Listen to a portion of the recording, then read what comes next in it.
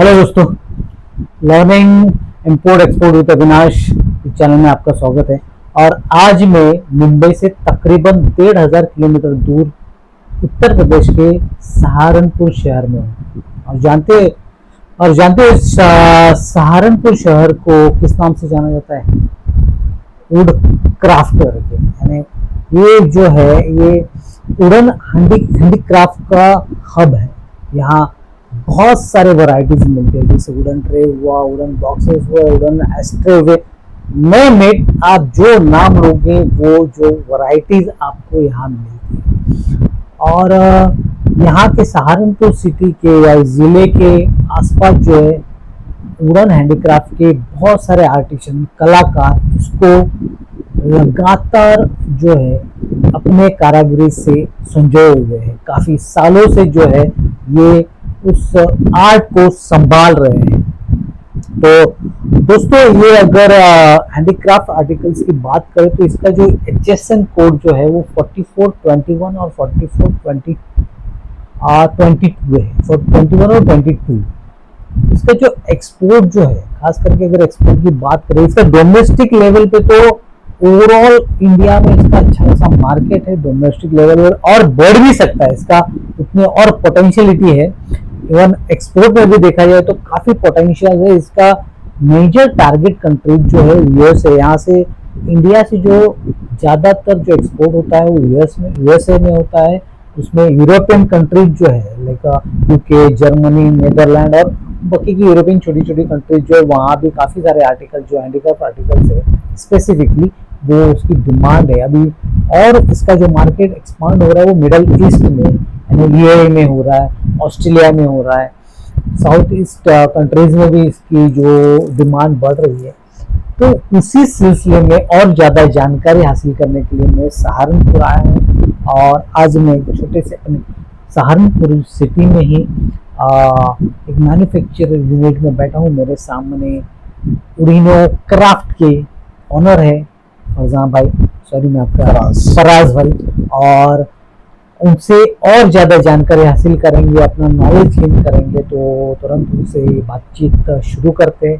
तो फराज भाई, आप ब्रीफली अपना इंट्रोडक्शन करवा दीजिए इसको। सर, हमारा क्या है, हमने ये शुरू किया था अराउंड 15 इयर्स पहले। अच्छा, 15 इयर्स। अच्छा, तो मैन्युफैक्चरिंग नहीं थी, ऐसे ही मार्केट से लिया, थोड़ा देखा कि क्या चीज़ है, ऑनलाइन सेल करना। तभी ऑनलाइन वगैरह फ्लिपकार्ट, अमेजन तो था भी नहीं। आप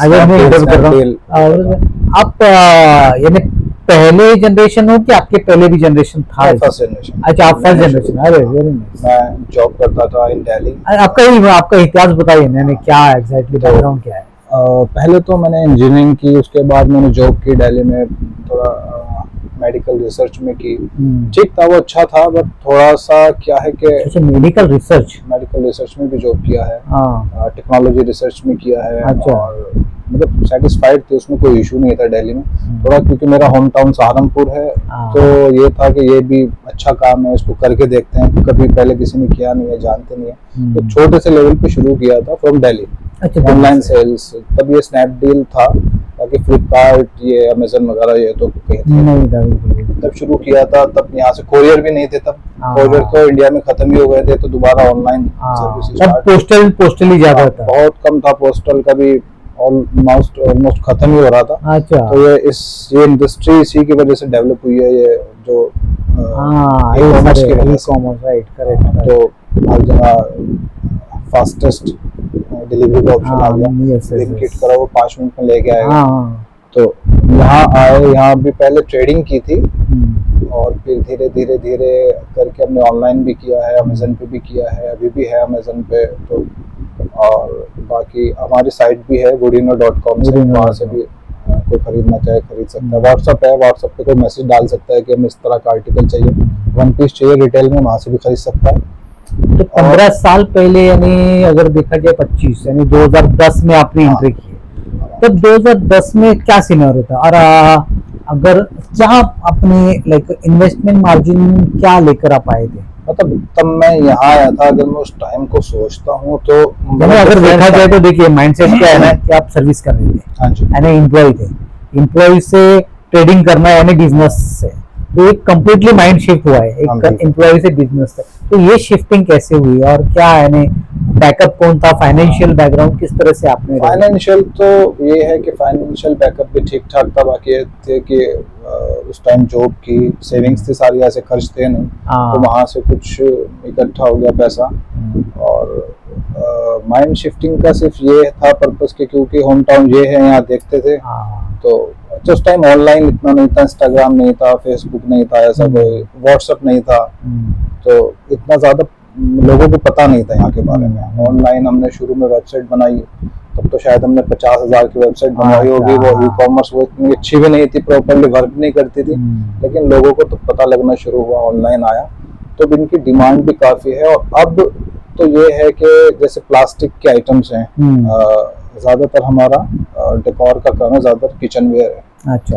तो उसमें जैसे नॉन स्टिक में ये हमारे स्पून्स वगैरह स्पैटुला यूज करते हैं, या नॉन टॉक्सिक में बहुत जाता है। अच्छा। जैसे पीछे बॉटल्स रखी हुई हैं, इनका क्या है कि जैसे प्लास्टिक के जार यूज करते हैं, जैसे वाले भी बॉटल्स हो गए, हाँ जार यूज करते हैं उनमें दाल वाल रखने के लिए, तो अब कुछ कस्टमर ये यूज करने लगे, लकड़ी का।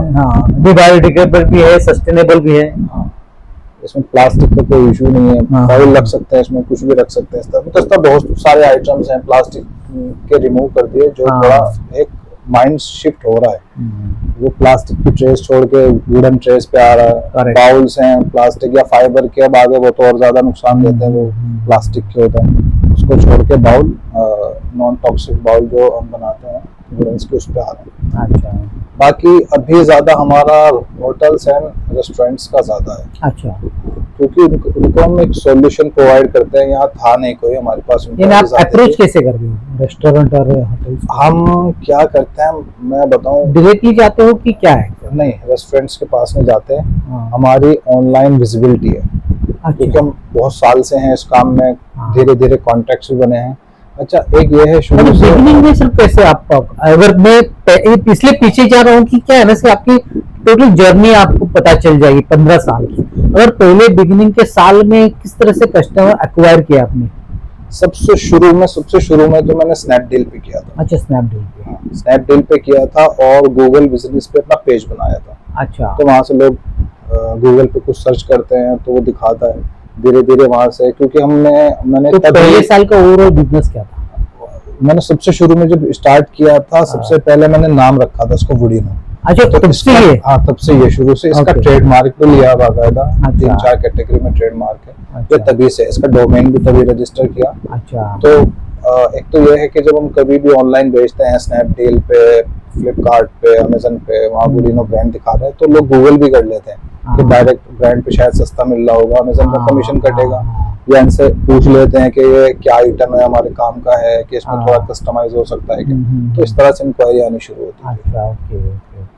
टोटल ऑनलाइन के थ्रू ऑर्गेनिक गूगल। ओके। तो यानी पहले साल में आपको ऐसा लगा कि मैं इसमें सस्टेन कर पाऊंगा, या कुछ थोड़ा सा? नहीं, थोड़ा सही लगा, मैंने जॉब छोड़ी नहीं थी, मैं बताऊं। अच्छा। करना शुरू किया था धीरे धीरे, इसमें लगा ठीक है, उसके बाद जब इसमें बहुत बिजी हो गए, उसके बाद फिर जॉब। पहले मार्जिन किस तरह से मिलते थे आपको इसमें? पहले तो इतना पर्टिकुलर नहीं था कि ये था कि 100 रुपीज का आइटम है, किसी को रेट नहीं पता, 500 का आप सेल आउट कर दो। अभी तो क्या है ना, कोई फोटो खींच के एकदम गूगल पे डाल देते। करेक्ट। तो एक तो ये है कि हमारे जितने प्रोडक्ट्स हैं अभी वो मार्केट में नहीं मिलेंगे आपको। अच्छा। मतलब जैसे लोकल मार्केट में आप घूमे हो, मार्केट में कोई एक आधा आइटम होगा जो सेम सा दिख रहा होगा, अदरवाइज मार्केट का कोई आइटम नहीं है। और जो मार्केट का आइटम होगा भी रेगुलर इसमें हमारे पास है, तो उसकी क्वालिटी हमारी इतनी बेटर है कि मार्केट से प्राइसिंग में भी डिफरेंस है, हमारा थोड़ा महंगा है कंपैरेटिवली। अच्छा। लेकिन प्राइसिंग उससे क्वालिटी उससे बहुत ज्यादा बेटर है।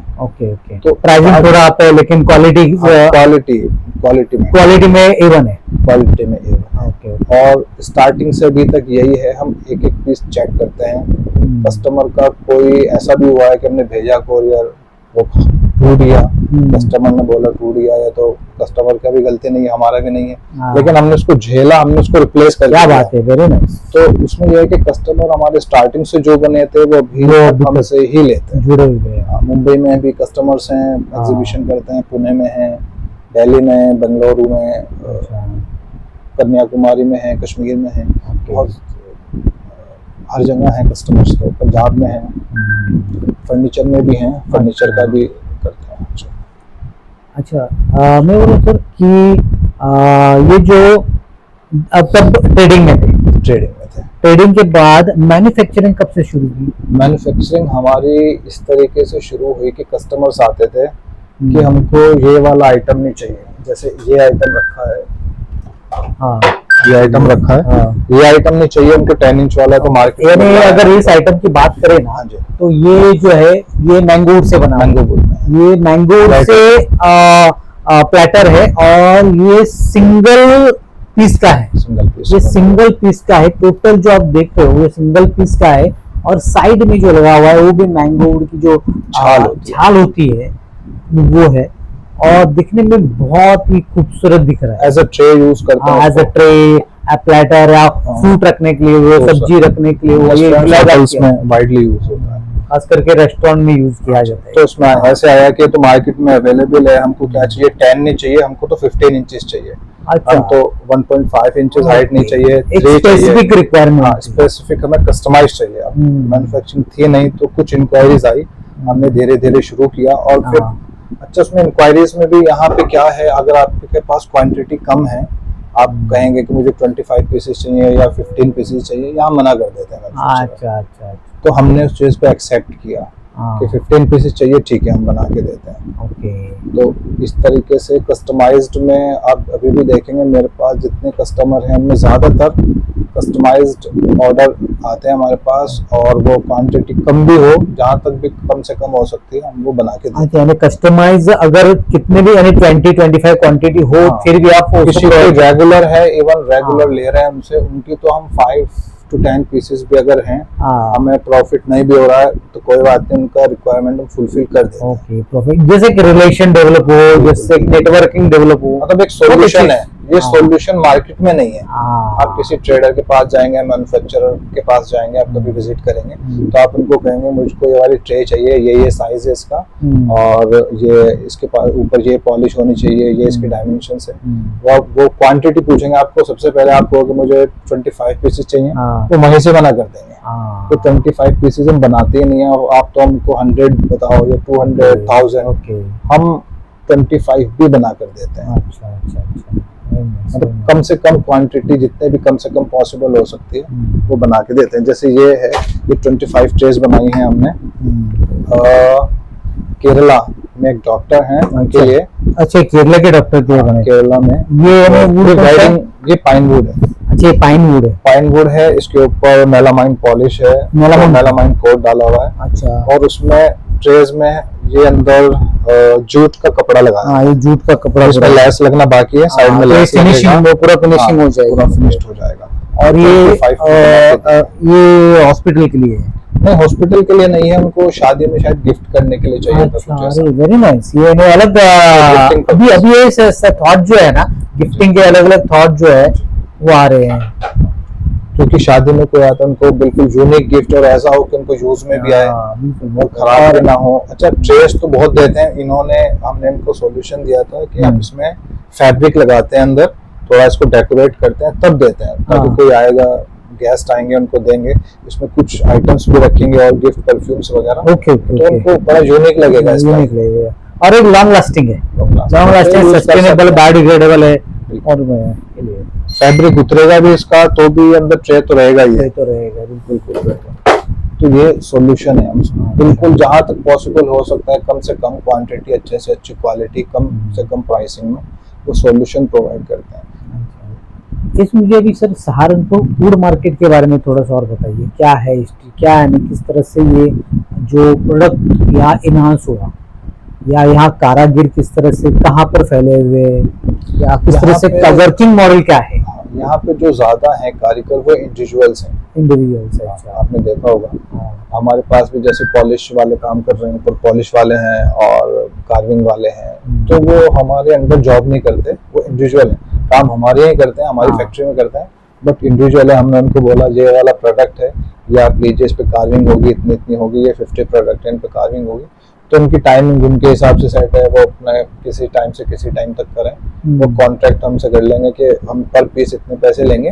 अच्छा, वो करेंगे, वो 1 दिन में करें 5 दिन में करें तो उनके ऊपर। अच्छा, तो लकड़ा प्रोवाइड आप करते हो कि वुड प्रोवाइड कौन करते वो हम करते हैं। हम मंडी से लकड़ी लेते हैं, फिर आरा मशीन पे जाती है, उसके पीसेस होते हैं 1 इंच में या 1.5 इंच में जो भी रिक्वायर्ड रहता है। तो कुछ फर्नीचर में जाती है, हमारा फर्नीचर का है खाता केड़ी। अच्छा, फर्नीचर में भी यही है कि जो रेगुलर फर्नीचर है वो नहीं है। जैसे हैंडीक्राफ्ट रेगुलर वाला नहीं है। अच्छा, थोड़ा वुडन फर्नीचर में भी आप डील करते हो? वुडन फर्नीचर का भी रेगुलर वाला फर्नीचर कुछ नहीं है, थोड़ा अच्छी क्लास में है। अच्छा, थोड़ा टीक वुड में चाहिए, थोड़ा अच्छी क्वालिटी में चाहिए, या टीक वुड में प्रीमियम से प्रीमियम चाहिए, वो तो ठीक है, लेकिन बहुत ज्यादा हल्का नहीं। उसका रेंज क्या है? क्या रेंज से क्या रेंज तक है? उसमें कोई लिमिट नहीं है फर्नीचर में। तो जैसे एक बेड है, शायद 25,000 से स्टार्ट हो जाएगा शीशम का।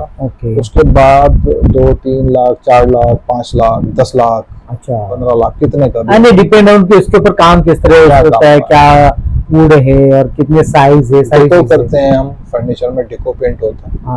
तो आमतौर पे जो डिको करते हैं वो आपको फील होगा कि थोड़ा ठीक ठाक सा लग रहा है। हमारा आपको ऐसा लगेगा बिल्कुल एक प्रीमियम फिनिश आएगी। आपका खुद का है? वेबसाइट का खुद का है। अच्छा, आपने ये किया हुआ है? यानी ये जो है होम डेकोर जो है, किचन वेयर जो है वो अलग है और फर्नीचर ये आप दोनों वेरी नाइस, बहुत ही बढ़िया। यानी अलग अलग अपने थोड़ा सा दोनों आइटम, दोनों में वुडिनो में भी और हैंडक्राफ्ट में और फर्नीचर में भी जो कैटेगरी है, नाम भी वुडिनो ही है। वुडिनो है। थोड़ा सा कैटेगरी थोड़ी अच्छी सी है, थोड़ी अच्छी कैटेगरी में, प्रीमियम क्वालिटी की। प्रीमियम में तो थोड़ा ये है कि सिर्फ महंगा हो गया, थोड़ा जो लोअर क्वालिटी है वो नहीं बनाते। अच्छा, थोड़ा सा लोअर छोड़ देते हैं, उसके बाद थोड़ा बेटर क्वालिटी, फिर उससे ऊपर कितना भी प्रीमियम हो वो बना सकते हैं। Okay, very nice. तो अभी अगर हाल ही में देखा जाए तो आप डोमेस्टिक लेवल पे जो है कहाँ सप्लाई करते हैं? डोमेस्टिक में तो हमारा पैन इंडिया है सर। पैन इंडिया, खास करके जो मेजर जो है कौन सी सिटी? हमारा जो ज्यादा कवर करते हैं हम दिल्ली NCR, मुंबई, बेंगलुरु, केरला, इधर हैदराबाद, तमिलनाडु के इधर सिटीज हैं, और इधर पंजाब में है। अच्छा, यानी ऑल ओवर इंडिया में अलग अलग है। तो आपको अप्रोचिंग कौन करते हैं? होलसेलर करते हैं, रिटेलर करते हैं कि आर्ट गैलरी वाले, या क्या एग्जैक्टली क्या है? फर्नीचर में जो हमें अप्रोच करते हैं वो तो ज्यादातर इंडिविजुअल्स हैं। जैसे हैंडक्राफ्ट में अगर इस तरह से होम डेकोर की बात करें, डेकोर में जो करते हैं कुछ लोग हैं जो एग्जीबिशन करते हैं, वो अप्रोच करते हैं, क्योंकि उनको भी कुछ अलग दिखाना है। एग्जीबिशन में रेगुलर आइटम दिखाएंगे वो अच्छा नहीं लगेगा, मजा नहीं आएगा। तो थोड़ा सा वो आइटम्स जो बनवाते हैं कस्टमाइज्ड बनवाते हैं। अच्छा, एग्जीबिशन वाले हैं और आर्ट गैलरी वाले हैं या शोरूम वाले हैं, उनको थोड़ा अच्छा आइटम चाहिए। ये नहीं है कि जो ठेले पे बिक रहा है वो इनके शोरूम में बिक रहा है, ऐसा नहीं है। तो मार्केट वाला आइटम नहीं, थोड़ा अच्छा, थोड़ा बेटर क्वालिटी का आइटम, तो वो शोरूम्स हैं, कुछ अच्छे शोरूम्स हैं, वो अप्रोच करते हैं। या फिर ऑनलाइन सेलर्स हैं, वो भी उनको भी सप्लाई करते हैं ऑनलाइन, जो अमेजन वगैरह पे करते हैं। और इंडिविजुअल्स ऐसे हैं, किसी शादी में किसी को गिफ्ट देना है या किसी इस तरह से काफी लोग, कॉर्पोरेट गिफ्टिंग हो गई, वेडिंग गिफ्टिंग हो गई, बिल्कुल बर्थडे गिफ्ट, इस तरह से अभी एक यूनिक कॉन्सेप्ट भी आया है कि इस तरह के जो वुडन आर्टिकल से वो गिफ्ट दिया जाए। अच्छा, मैं वो पूछना चाह रहा था कि ओवरऑल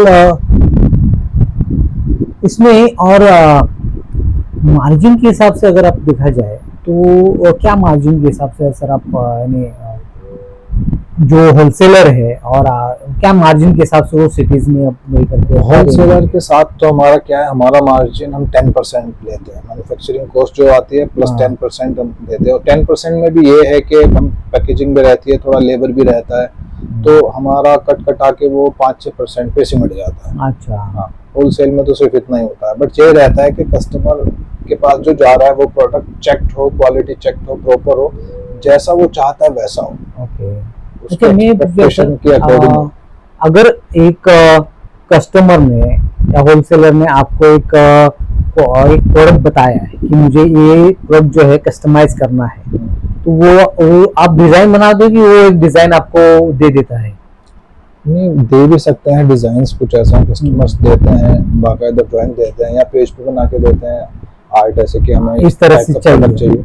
और एक प्रोडक्ट बनाने के लिए लीड कितने दिन की लीड होती है? वो प्रोडक्ट टू प्रोडक्ट वेरी करता है। जैसे कुछ आइटम्स हैं, राउंड आइटम्स हैं, प्लेटर्स हैं, सिंपल प्लेटर्स हैं, वो 15 to 20 डेज में हो जाते हैं। अच्छा 15 to 20 कितने क्वांटिटी उसमें 50 क्वांटिटी से लेके 200 500 तक भी सेम ही टाइम लगता है। अच्छा यानी 200 क्वांटिटीज तक भी हो तो 15-20 दिन का एक लीड टाइम लेके ही चलना पड़ता है। उसमें थोड़ा ये रहता है, बेटर चेकिंग हो जाती है प्रोडक्ट की, और जो लकड़ी हम चूज करते हैं तो वो थोड़ा अच्छा निकाल पाते हैं, थोड़ा चुन के। तो वो थोड़ा, अगर हमारे पास लीड टाइम ज़्यादा है तो प्रोडक्ट ज़्यादा अच्छा बन सकता है। उसमें थोड़ा सूखा भी होगा, थोड़ा हम देख भी लेंगे, थोड़ा उसमें फिनिशिंग के लिए थोड़ा टाइम मिल जाएगा। अगर थोड़ा लीड टाइम कम देगा कस्टमर तो उसमें थोड़ा सा फिनिशिंग पे फर्क पड़ता है। बिल्कुल थोड़ा सा मॉइस्चर रह गया तो फिनिशिंग खराब हो जाएगी। मॉइस्चर लेवल क्या होती है वैसे? 10% मॉइस्चर लेवल, और वो भी कम हो जाता है, लेकिन 10% पे फिनिशिंग ठीक आ जाती है। अच्छा, चेक करते हैं, हमारे पास इंस्ट्रूमेंट है चेक करने में। चेक करते हैं। सीजन और केमिकल रहता है, सभी जो प्रोडक्ट्स हैं सीजन प्रोडक्ट्स रहते हैं, केमिकल ट्रीटेड रहते हैं। अच्छा ओके, खराब नहीं होंगे। सर अभी आप अगर एक प्रोडक्ट मोस्टली कौन से वुड में डील कर रहे हो? हमारे पास ज्यादा रहता है मैंगो वुड में, ज्यादा रहता है मैंगो वुड। अच्छा, इजीली अवेलेबल हो जाते हैं क्योंकि और थोड़ा कॉस्ट इफेक्टिव भी होती है। हाँ, कॉस्ट थोड़ा कम आती है बनिस्बत शीशम के। अच्छा, एज कम्पेयर टू शीशम। बाकी शीशम में, उसके बाद शीशम में डील करते हैं ज्यादातर। मतलब हमारा खुद की चॉइस नहीं है, कस्टमर की चॉइस होती है मैंगो वुड। और कुछ कस्टमर्स की शीशम में भी रहती है तो नंबर 2 पे शीशम आता है। उसके बाद पाइन वुड यूज करते हैं। पाइन वुड होता है।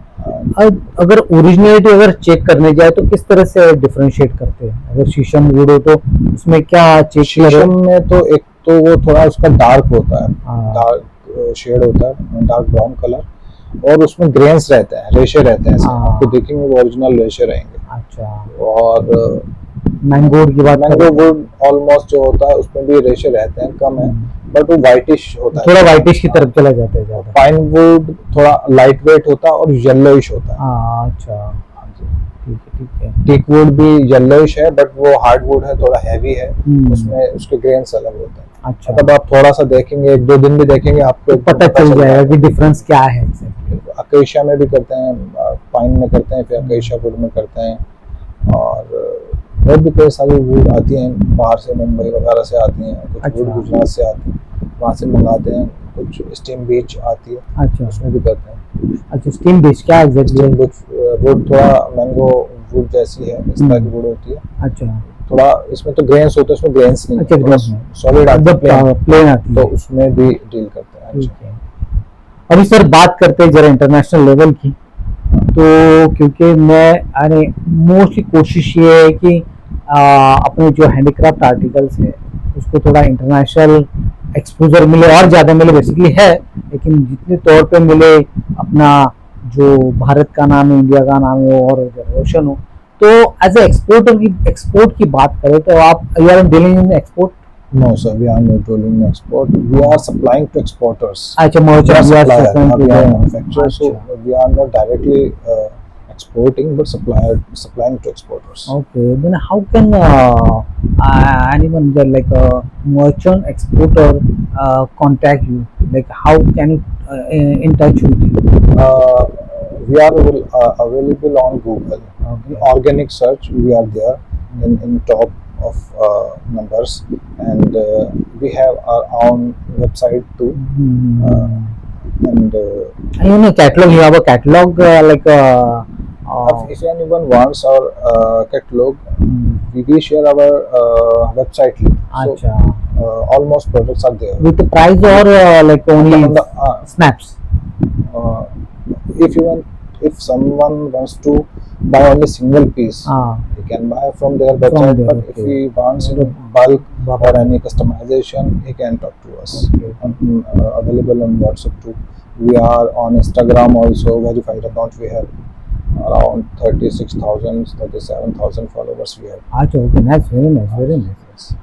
तो लेकिन अगर बताइए कि ओवरऑल अगर आपको मर्चेंट एक्सपोर्टर भी कनेक्ट करते होंगे तो ज़्यादातर जो कंट्रीज जो है एक्सपोर्ट कंट्रीज है वो क्या टारगेटेड कंट्रीज को वो एक्सपोर्ट करते हैं? हमने जो एक्सपोर्टर्स को सप्लाई किया है उनमें ज़्यादातर सेल आउट करते हैं मिडिल ईस्ट में करते हैं। मिडिल ईस्ट में, अच्छा यूएई हो गया, मिडिल ईस्ट में ज़्यादा करते हैं। बाकी फर्नीचर का ज़्यादा हमारा यूरोप में रहा है। अच्छा, उधर ज़्यादा इंडिविजुअल्स में कुछ ऐसे हैं जो इंडियंस हैं वहाँ सेटल हो गए हैं, उन्होंने वो मांगता है। तो फर्नीचर का तो यूरोप में ज़्यादा रहता है, बाकी इधर ही रहता है मिडिल ईस्ट में। बाकी ऑस्ट्रेलिया में भी किया है हमने, डायरेक्टली भी किया है कई बार कस्टमर्स को। ऑस्ट्रेलिया में किया है और यूएस में किया है और यूरोप में भी कई सारी हैं कंट्रीज इसमें। अच्छा, किया है डायरेक्टली जो किया। अगर आपको जानकारी हो इसलिए, अगर मैंगो वुड के लिए या शीशम वुड के लिए सर्टिफिकेशन क्या क्या जरूरत होती है? मैंगो वुड के लिए तो ऐसा कोई सर्टिफिकेशन नहीं चाहिए, शीशम के लिए चाहिए होता है सर्टिफिकेशन। अच्छा। शीशम में तुम भेजते नहीं है और सिर्फ मैंगो वुड में ज्यादातर डील होती है। मैंगो वुड में फर्नीचर में टीक वुड में, शीशम यूज नहीं करते बाहर भेजने के लिए। अच्छा, मुझे कुछ सर्टिफिकेशन होता है, वो एडिशनल सर्टिफिकेशन चाहिए होता है। वो साइट फाइटो सर्टिफिकेशन वगैरह है तो रेगुलर जो सर्टिफिकेशन लगती है। स्पेसिफिक ऐसे कुछ कंट्री वाइज ऐसा कुछ सर्टिफिकेशन किसी ने या किसी ने बात करते हुए एक्सपोर्टर ने बताया हो कि ये कंट्री के लिए स्पेसिफिक ये सर्टिफिकेशन लगता है, जैसे यूएस हो या जर्मनी हो? सर्टिफिकेशन तो नहीं कह सकते, या सर्टिफिकेशन भी है। जैसे ऑस्ट्रेलिया में हम स्पेटुलास भेजते थे। अच्छा, स्पेटुला, हाँ, तो उनका बड़ा स्पेसिफिक रहता है कि स्पेटुलास जैसे हैंडल्स होते हैं उनके राउंड हैंडल्स होने चाहिए, ऐसे ना हो किसी कोनीदार हो, पॉइंटेड ना हो, बिल्कुल राउंड हैंडल्स हो, हाथ में ना लगे। और वो उनको बाकायदा लैब में टेस्ट करते हैं, इनका कोई वो तो नहीं छूट रहा, कलर वगैरह कुछ केमिकल तो नहीं है। तो बड़े हेल्थ कॉन्शियस हैं और वहाँ का अप्रूवल मिलना बड़ा मुश्किल है। अच्छा, तो वहाँ के हमारे कस्टमर्स थे ऑस्ट्रेलिया के, उन्होंने बहुत कोशिश की, तो हमने उनके पास सैंपल्स भी भेजे हैं, कुछ माल भी भेजा है, ऑर्डर बनाया, तो उनके लिए बड़ा इशू रहता था। तो गए कि जाते हैं ना? हाँ, मतलब बड़ा स्पेसिफिक है कि ये आइटम नहीं, इस तरह के नहीं, इस तरह से बहुत स्पेसिफिक, बहुत अच्छी क्वालिटी, प्रीमियम, बहुत नॉन टॉक्सिक आइटम्स वो वहाँ जाता है, वो अप्रूव हो पाता है। अदरवाइज लोकल प्रोडक्ट या ठीक ठाक प्रोडक्ट भी अप्रूव होता नहीं है। अच्छा, सर अभी दोनों क्राफ्ट का जो है वो अगले 5 साल का टारगेट क्या है सर? अभी हमारा क्या है, हमारा फर्नीचर का तो बहुत ज़्यादा पहले नहीं था, हमने कुछ 3-4 साल से स्टार्ट किया फर्नीचर का भी। अच्छा, फर्नीचर का 3-4 साल से। और है उसमें भी वही कि थोड़ा अच्छा क्वालिटी देंगे, थोड़ा लोकल नहीं देंगे, मतलब जो बोला है वो देंगे। किसी को चाहिए कि सबसे बड़ा इशू क्या आता है, आप कस्टमर हैं, आपको लकड़ी का पता नहीं है कौन सी लगाएंगे, तो आपको आपने गूगल किया कि टीक वुड सबसे बेटर मुझे लग रहा है, मैंने उसमें जो आपको प्राइस बताए, कोटेशन दिए, वो भी टीक वुड में दिए। लेकिन क्या करूँगा मैं, पॉलिश से पहले हमने वुड चेंज कर दी या कुछ अलग कर दिया, तो वो वाला नहीं है बिल्कुल भी। जो बोला है स्पेसिफिकली आपने, जो उनसे पॉलिश बोली है, जो भी वुड बोली है, उसके हैंडल्स हो या लेग्स हो, सब उस स्पेसिफिक जो कहा है, जो रिक्वायरमेंट दी है, बेसिकली वही जो है फुलफिल की जाएगी। अभी चेयर्स के कुछ ऑर्डर्स थे होटल्स के, तो उसमें टीक वुड में था, तो बिल्कुल उसके हैंडल्स, उसके लेग्स, हर एक पार्ट उसका बिल्कुल प्योर टीक वुड में। अच्छा, उसमें कुछ ऐसा नहीं कि उसमें कुछ मिक्सिंग की, थोड़ा सा मैंगो लगा दिया पोस्ट कटिंग के लिए, क्योंकि पॉलिश के बाद तो पता नहीं चलेगा। तो लिख के देते हैं 100% जो आपका रिक्वायर्ड है, शीशम हो, मैंगो हो या टीक हो, वही मिलेगा 100%। वो हैंडीक्राफ्ट में भी वही है, जो आपने बोला है वही मिलेगा पॉलिश। सीजन बोला है तो सीजन मिलेगा, केमिकल बोला है तो केमिकल मिलेगा वही।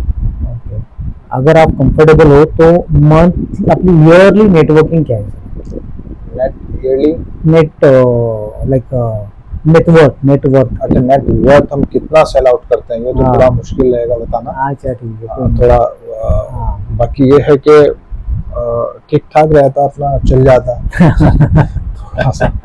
तो ऐसा कोई बेसिकली क्या है ना कि जो नए आ रहे बंदे, उनको इंकरेजमेंट हो, इसलिए मैंने पूछा। तो कोई नए बंदों के साथ क्या है, यहाँ पे कुछ लोग आ जाते हैं ट्रेनिंग के पर्पज से, आगे तो हम रखते नहीं है ट्रेनिंग, अदरवाइज कुछ सीट्स रहती थी, हम ट्रेनिंग के लिए भी बुलाते थे, कोई आ जाए न्यू स्टूडेंट्स हैं, कुछ किसी ने MBA किया है, BBA किया है, अच्छा। या आना चाहता है सेल्स हाँ। देखना चाहता है, बट वो उनको एक जल्दी में होते हैं, वो हर हाँ। तो सक्सेस इतना जल्दी इतने में जल्दी नहीं मिले, थोड़ा सा स्ट्रगल ओडिनो सिर्फ 15 साल से 2010 से 2025 में गया, इतने लॉन्ग जर्नी है। 15 साल इज नॉट शॉर्ट टर्म नहीं है, लॉन्ग टर्म है। ये अभी हम जिस ऑफिस में बैठे हैं तो कुछ 2-3 साल पुराना ही है, अदरवाइज हम बाहर की तरफ रेंट पे ही रहते थे, रेंट पे सब कुछ होता था, धीरे धीरे परचेज किया तो धीरे धीरे ही होता है। और आगे भी हमारा यही है कि जो कस्टमर्स आ रहे हैं हमारे पास, पर्टिकुलर व्यू के साथ सॉल्यूशन उनको प्रोवाइड करें, तो